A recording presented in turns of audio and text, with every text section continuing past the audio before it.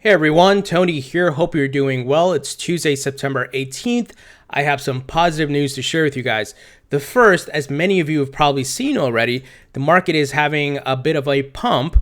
We woke up to a lot of green, a lot of upward trends here, and the biggest leader as far as gains, guys, is XRP.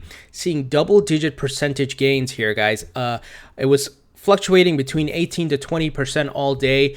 A great sign. I think this is coming because of the xRapid news we heard yesterday on CNBC, where a Ripple employee said xRapid launch within a month or so.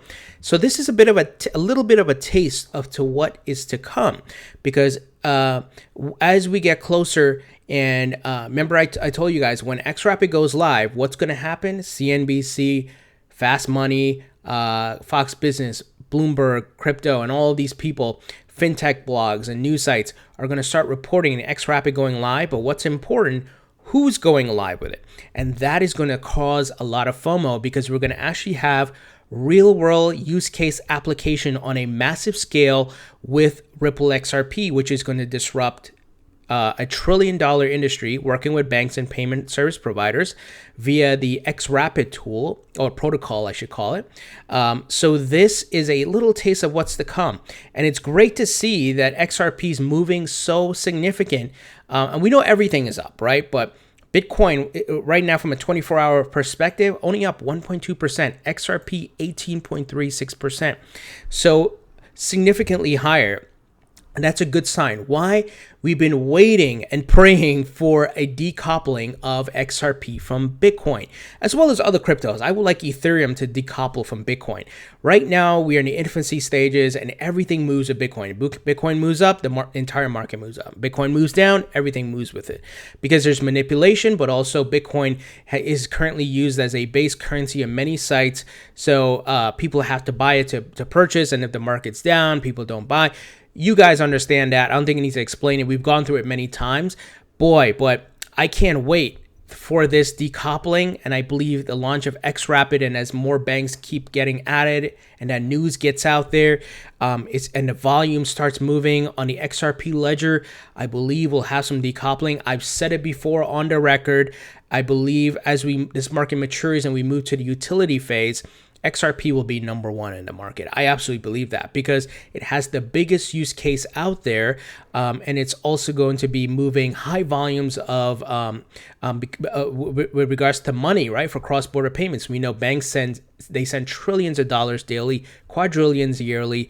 So big things are ahead for Ripple and XRP, and this is a great sign. This should give you confidence. Like I said, I think once it goes live, we're going to start seeing a pumping, but also it could coincide with a bull run, which I believe could happen in October. I think, once again, I could be wrong. No one can predict the future, but I believe personally, based on the news we're seeing with the launch of xRapid coming up, Bakkt, which is going to be launched as a reminder, it is a global cryptocurrency exchange, both for institutional and in retail investors. It is going to provide custody service for institutional investors. It is powered by ICE, the parent company of the New York Stock Exchange. Think about that. Starbucks, corporate giant, and Microsoft, corporate giant. And via the Bakkt partnership with Starbucks, you could go and spend your cryptocurrencies in Starbucks to buy coffee. Now, it won't be a crypto transaction per se. It's going to be changed into fiat, but that is still a first step towards what? Adoption, guys. So it's going to be really big. Now, on the news of Bakkt, I got something to share with you guys here today. They tweeted this today. Question: what sets Bakkt apart in the digital asset space? Answer.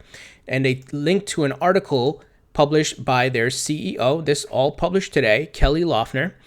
What Bakkt aims to solve as a first step, and a subtitle of serving institutions with infrastructure for digital assets. So they are targeting the big money, but are also going to offer a service, for retail investors. It's funny what she opens the article with. It is said that Michelangelo's statue of David was cut from a marble block rejected by other sculptors for its flaws. And the theme that she's getting in it's to here, because I don't want to read everything to you here, I highly recommend you guys read this. I'll put a link in the description. But she's talking about this market is very young, and Bakkt is looking to help mature it and take it to the next level and do what many of the other people and exchanges have not been able to do. They are really going to be obviously very regulated, and they've also gone through a lot of approvals and regulation.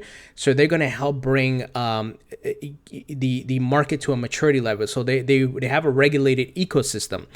So this is very big. This is why I think it's going to be a catalyst for the bull run for sure. Let's see here. Some call outs. At first step, Bakkt is working to address the unique requirements of regulated institutions, their clients and stakeholders, such as merchants and consumers.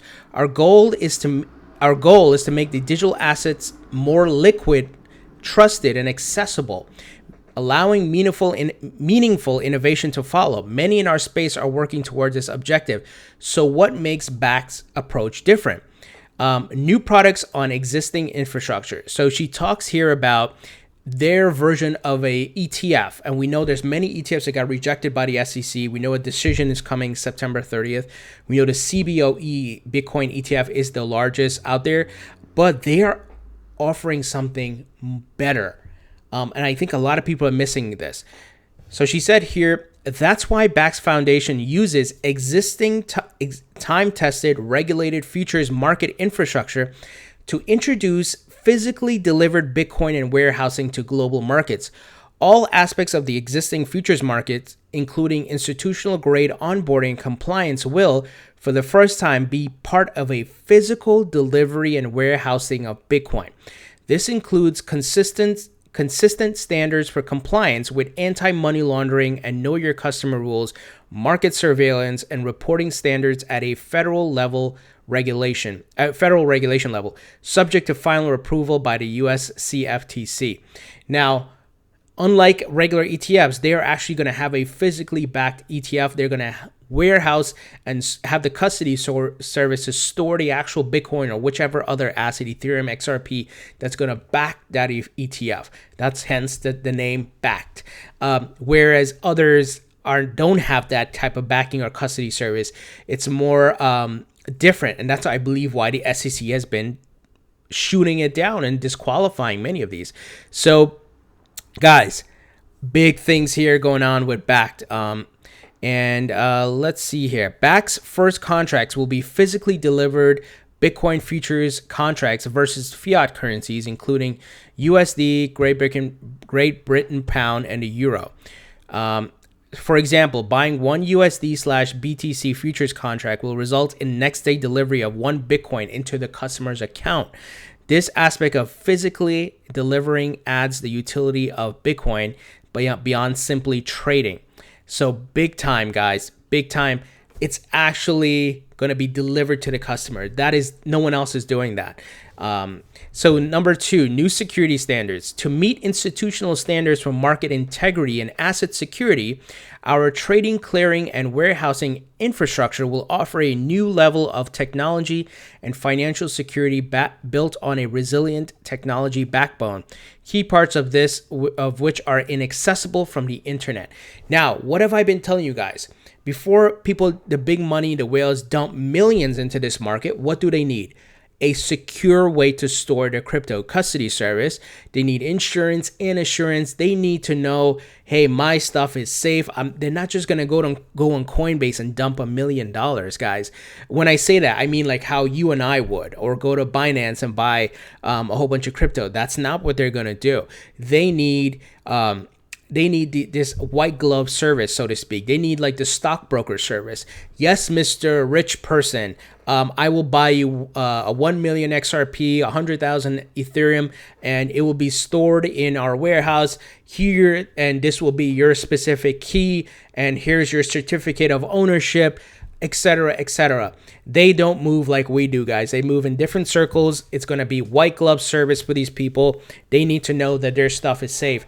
But I want you to see the bigger picture here, what Bakkt is doing, which is going to open floodgates of the wealthy money to come in. And they are building the technology, the whole storage, the whole process here, which is big time. let's see here. Yeah, they said here a lot of their storage will be offline, so you can't even access it via the internet if anyone wanted to steal it in that way, right? Let's see. Okay, I once again I just want to highlight the important takeaways so you guys have that. So number 3, new access to markets and information.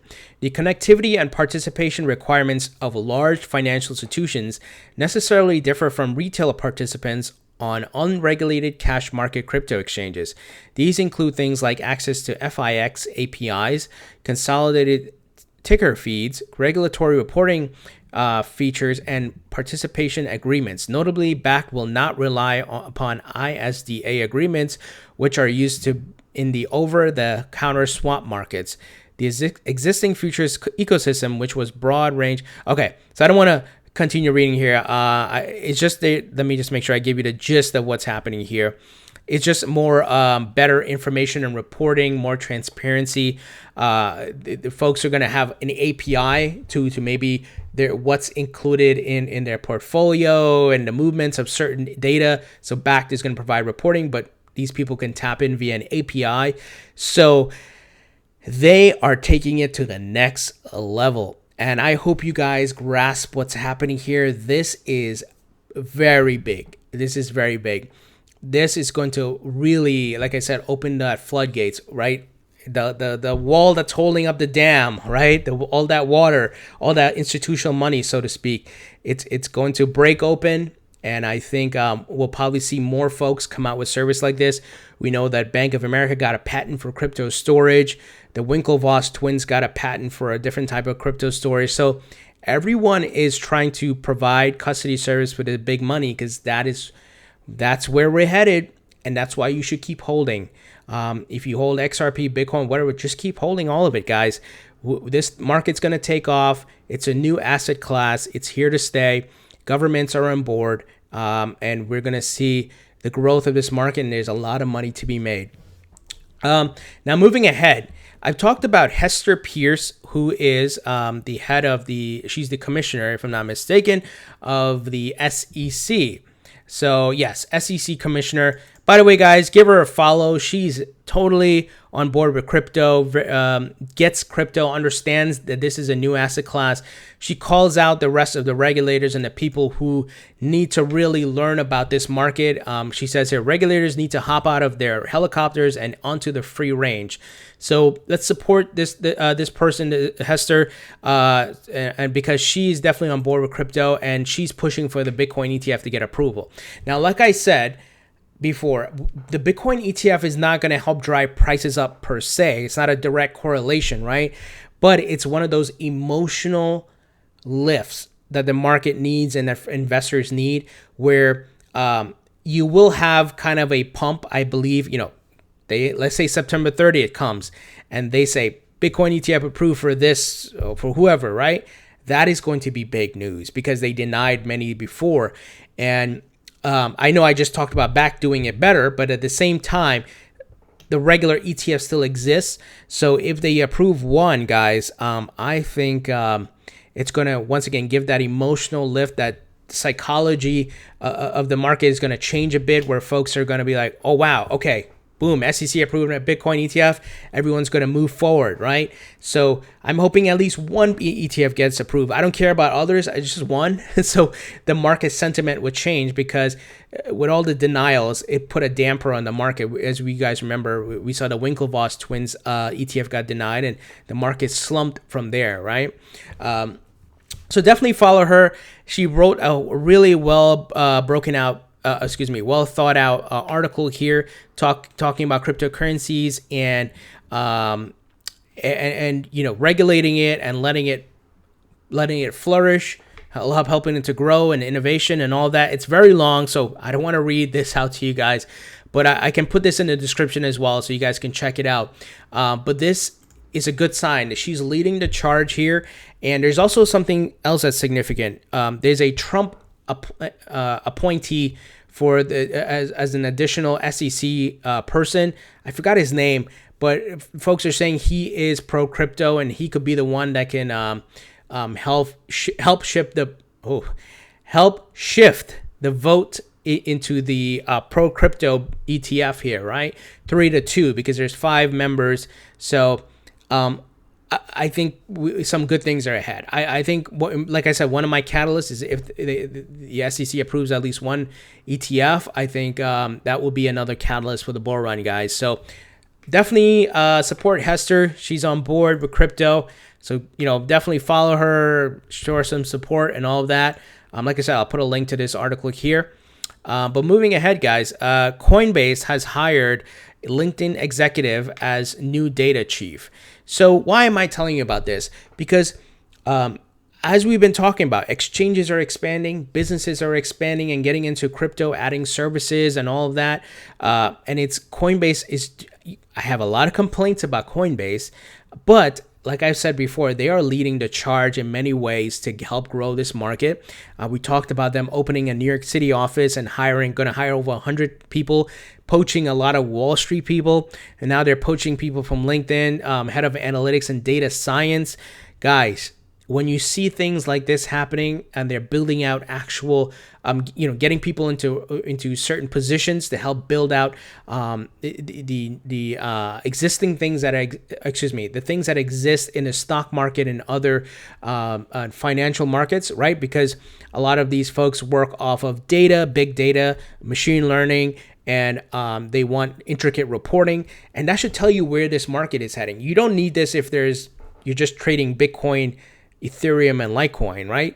But if you're going to add a whole bunch of different asset classes with a lot of moving parts and different industries are affected, you need data. You need to know what's going on. You need to use analytics.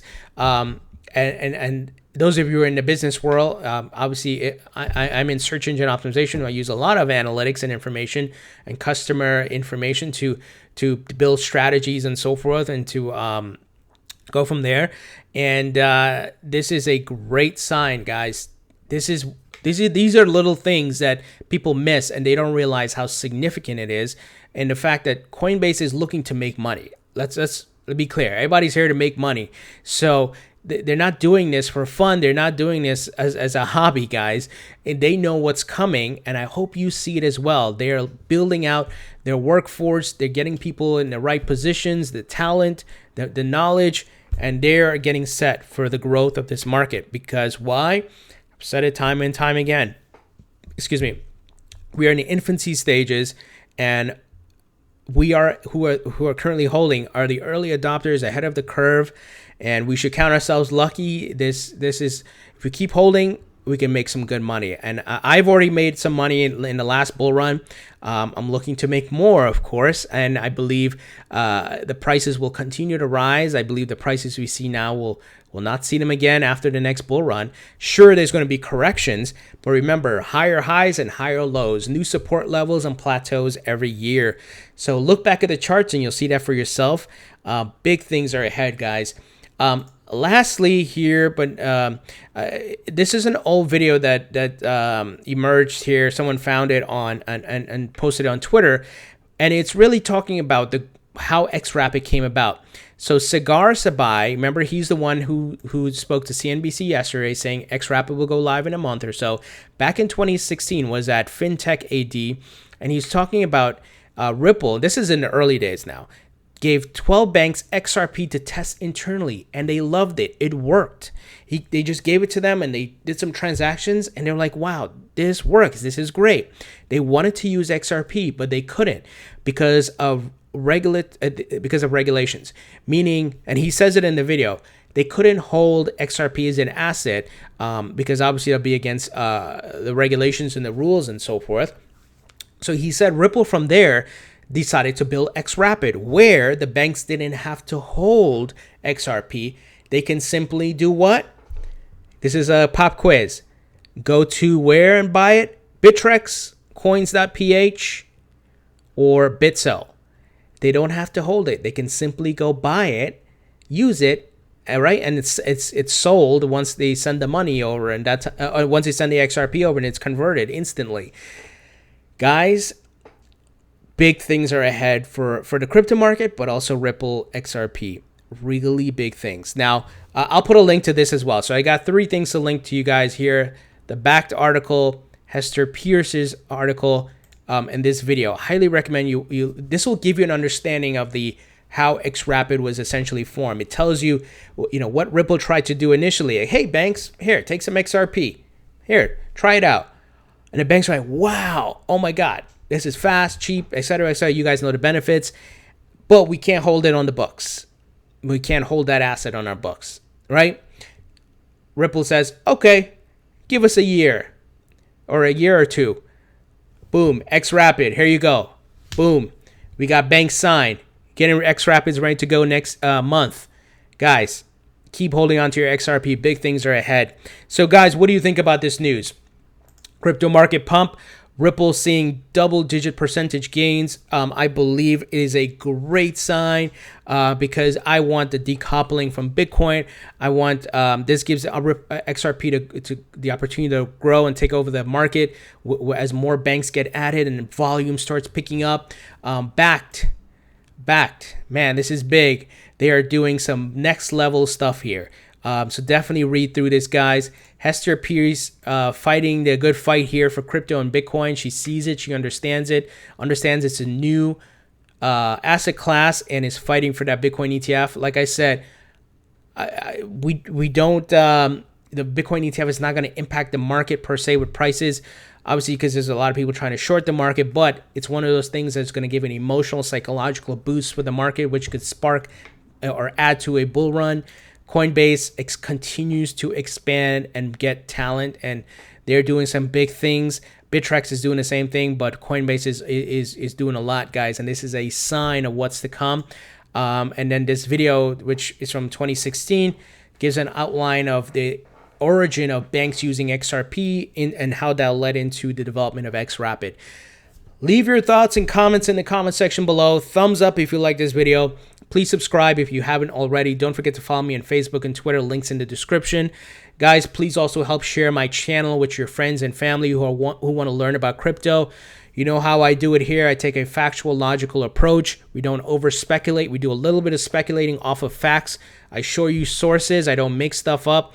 We don't over-speculate and move with emotions here. We look at things factually, logically, and make sure we do our due diligence. So, guys, we'd love for you to help grow the community so we can have people informed and they can be ready and get in on this opportunity of a lifetime. If you were, talking to people about crypto, one of the things I tell them is, in hindsight, if you had the opportunity to invest in Google and Amazon and so forth, would you do that? And if someone came to you in 1993 or 94 and say, hey, there's this company, Google and Amazon, right? What would have been your reaction given the early days of the internet? So I get people to think that way, and then I bring them back to, well, think of in the internet, blockchain as the internet, and these different projects as websites, which are obviously focused on different utilities, solving different problems. And this is the next tech boom opportunity here. So once again, please help share my channel. Thank you guys for your support, and I'll talk to you guys later.